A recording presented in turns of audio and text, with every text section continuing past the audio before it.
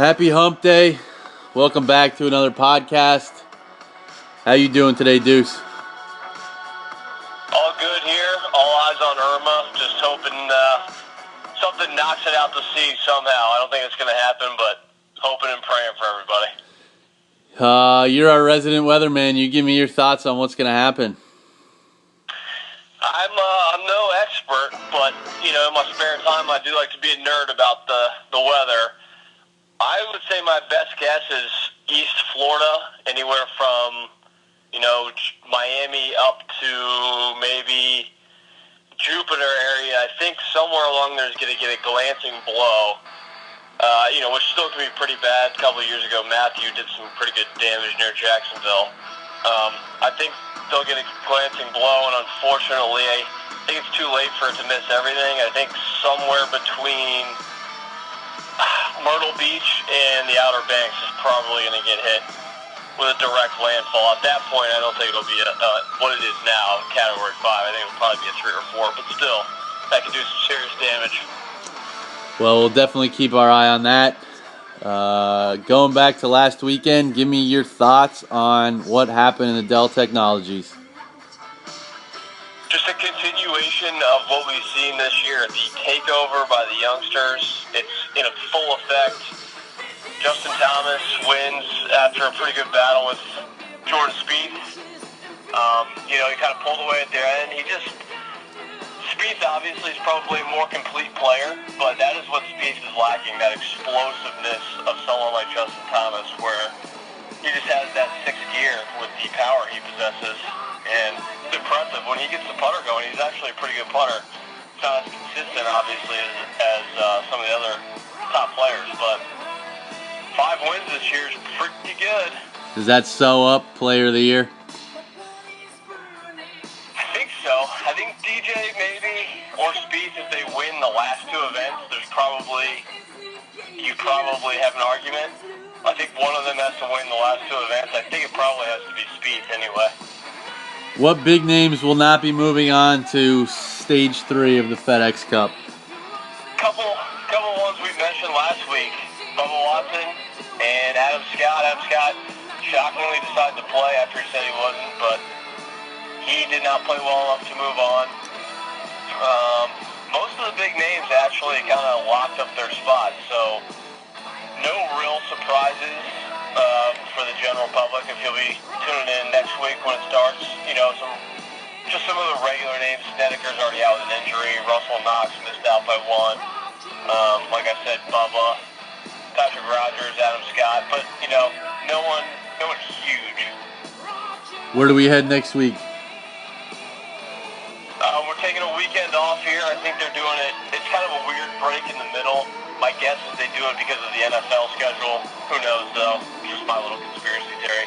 Next week we head to the BMW and Conway Farms, which they've held there a few times. So I'm interested to see how that will play on TV. Anybody help or hurt their President's Cup chances? Yeah, we had actually it was a math fight on Sunday because neither player was really playing, very well. But Charlie Hoffman, Kevin Chappell were kind of flip-flopping all day with the math and the points, and Kevin Chappell actually got in by, I think, under a point, 0.71 or something like that. He overtook Charlie Hoffman, so Kevin Chappell slides into that 10th spot. Who will you be keeping your eye on next weekend as the President's Cup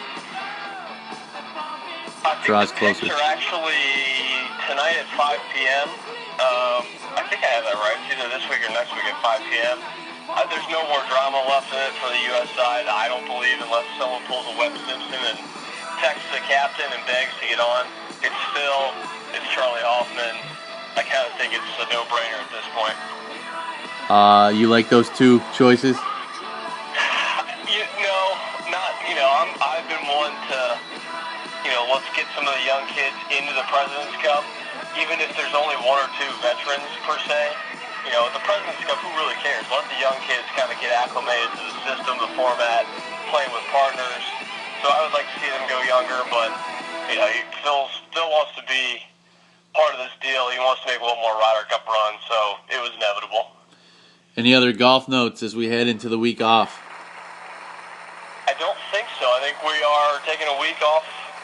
golf news.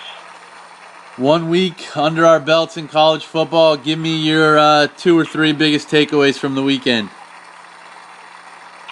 I was surprised at how the quote-unquote good teams, how much they struggled with the lesser opponents. I know it's always a double-edged sword. Week 1 you either see those 70-3 games, or they come out sloppy and slow. And I know we hit on it last week, but I think the amount of look-ahead games that this coming week provides, I think you saw some of that last weekend with some of the sloppy starts by the good teams. 2 for me would be, this is just close to home, Maryland beating Texas and beating them pretty good was absolutely shocking to me. I expected so much more from Tom Herman and his group, especially on defense. And thirdly, I know they won, I know they pulled away at the end, but USC is exactly who I thought they were. Could it have been a look ahead to Stanford this week? Sure, I'm sure there was a little bit of that, but they looked atrocious to me in the first half. They certainly didn't have the firepower on offense I thought they would. Yeah, that's a good way to put it. I think that we're going to see a lot more games like what we saw last Saturday from USC, where it's a lot closer for 3.5 quarters than most people expect. Sam Darnold, no touchdown passes against a Western Michigan defense that's pretty good, but, I don't think anyone would call them great. To me, you should be automatically eliminated from Heisman contention if you have 0 touchdown passes in a game. Your thoughts on Michigan, Florida, which was one of my big takeaways, the struggles of Florida, offensively. Florida's defense is really good. I mean, when they scored twice, I thought we were going to have a pretty good game. Michigan played better than I thought they would. I know they had a couple turnovers, but they were able to run the ball much more effectively than I thought they were going to. Florida's offense, good Lord, I can't understand how them and LSU cannot find a quarterback that's just borderline competent. I don't get it. I cannot understand what some of the Notre Dame fans saw in Malik Zaire to say that this kid was good. I went back and looked at his stats. They were atrocious at his time at Notre Dame. Yeah, I mean, they weren't much better this past weekend. I think he had a QBR of like 3 or 4.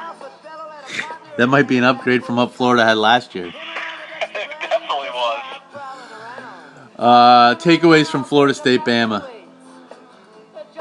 thought Florida State's defense was really, really good. Yes. I think Bama has the same problem as they did last year. I'm not sure if they don't trust Jalen Hurts to throw the ball or if he doesn't trust himself to throw the ball down the field. But he's clearly, at this point, he's a running back playing quarterback. His strength is running the ball, and they're pretty good at that. And maybe Florida State's defense is the best they will play all year, and I'm looking at their schedule, it might be LSU maybe. But, 21 points, it wasn't impressive, and Florida State on offense looked terrible. They made some terrible mistakes, like just bonehead plays. It'll be interesting to see if Florida State can bounce back, especially with Francois after the year. We both picked them, I think, to be in the Final Four. I'm not sure if that's going to hold any water now with that injury. But I thought their defense looked really good. Next week could be it, Clemson-Louisville, to become the front runner in the ACC. Yeah, all of a sudden that game got very important. I look at Alabama as the boxer who just jabs. You get frustrated and start forcing, and then they deliver the knockout. They, to me, looked very beatable. I still think a team like Auburn was a couple years ago, where you could spread them out on defense and make them, and Clemson last year as well, spread them out, make them play defense, you can move the ball on them. I agree, and especially a team that has some balance. If they have a decent defense, if you stop their run game, I'm not sure how Bama scores. I completely agree. Somehow you got to have a good front four who makes Hurts make throws. Yeah, and that's asking a lot. frankly, Florida State was one of the 2 or 3 teams that I did think I thought had that. So, How does Texas A&M recover from Sunday night? oh yeah, we didn't even touch on that. Honestly, I'm not sure they can. I'm not sure they will. Kevin Sumlin looked like he was seeing a ghost at the end of that game. I went to bed. I watched it the next morning on replay. I was just in complete shock. It's almost like they just quit. They stopped playing. It was bizarre. I know his quarterback got hurt, but the fact that this is an SEC school in Texas, that the best he could bring off the bench was a kid who went 3 for 18 is... Yeah, and 3 for 18 with arguably the best talent at the skill positions in the country. And Sumlin's supposed to be this offensive genius. Now, maybe this kid didn't get a ton of snaps, but still, 3 for 18. Sure, yeah. That's one of your bigger jobs as a coach, right? In-game adjustments, having a guy prepared for that situation. Being able to cut the playbook into quarters so that he's not overwhelmed. As the games go on and weeks go by of Kevin Sumlin's career, I think Johnny Manziel may have been way better than we thought he was in college. Totally agree. He was a transcendent, once-in-a-decade type of guy. If he'd come a little bit further away from Tebow, I think he would have been higher thought of. And we forget that Mike Evans was his receiver, too. Mike Evans is a pretty damn good NFL player. I'm really looking forward to Oklahoma and the offense going against that Ohio State secondary, which looked a little vulnerable against Indiana last week. Yeah, talk about underrated quarterback. I think Baker Mayfield, especially as a college quarterback, can make all the throws. I don't think he's that worried about that Ohio State defense, at least from what I saw. I'm expecting a shootout at the Horseshoe. Yeah, and we'll have our separate podcast for our picks, but I'm not sure Ohio State can keep up if it becomes a shootout. I think similar to Alabama, if you can keep Barrett in the pocket and make him throw it, you've increased your chances of winning that game immensely. Barrett needs help around him. The more and more I watch him, the more and more he needs a system designed to make plays around him than him actually making the plays.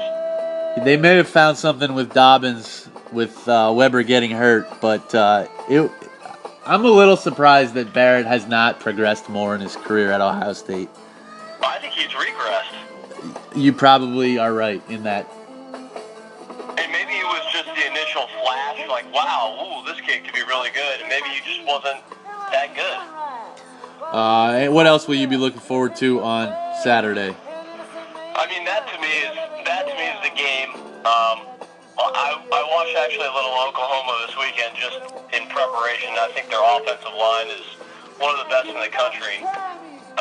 So watching them against that Ohio State D-line is something that I am really excited to see.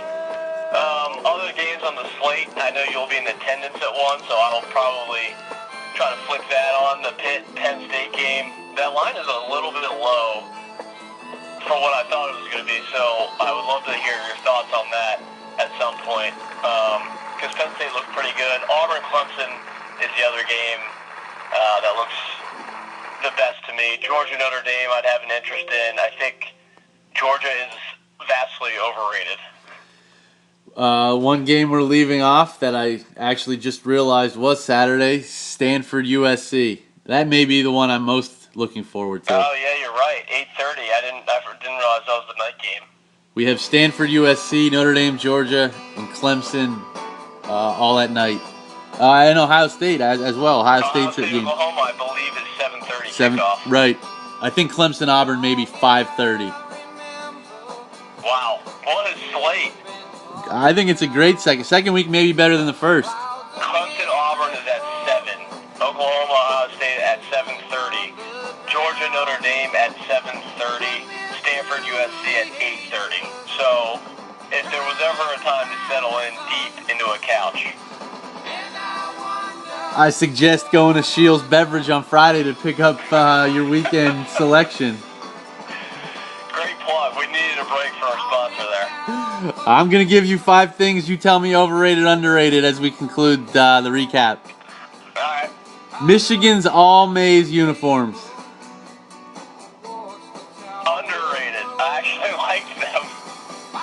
I'm going the other side. 2018 draft quarterback class with Darnold, Rosen, Josh Allen, Mason Rudolph, Lamar Jackson. God, it couldn't be more overrated. If there was an overrated button, I'd push it. The FedEx Cup. Can I do properly rated? Because I don't think a ton of people love the FedEx Cup, but especially this year, we're getting some pretty good one-on-one battles with the best players. Like I haven't seen Mark Wilson's name pop up yet. Yes, I think you're right in that respect. That I think it's pretty overrated, but they've given us a treat this year with both Sunday finishes, and a Monday finish this week. Yeah. Sam Adams beer. The Boston Lager, overrated. The Seasonals, underrated. Starting to creep into overrated territory for me. I hate how they control the market. I still want summer right now, and they're giving me October. Let's just say their release dates are off right now. I don't remember them being this early with the Oktoberfest. Last one, just 5 for this week. Labor Day holiday. Underrated. Perfect time on the calendar for that Monday off. Great stuff. Great stuff by you today. Looking forward to the NFL preview, AFC, NFC, and then our picks later in the week, which went 2-2 officially, 8-4 in our leans. Yeah, we'll pick that up. Golf clap to the host. Really good job. Great job by you.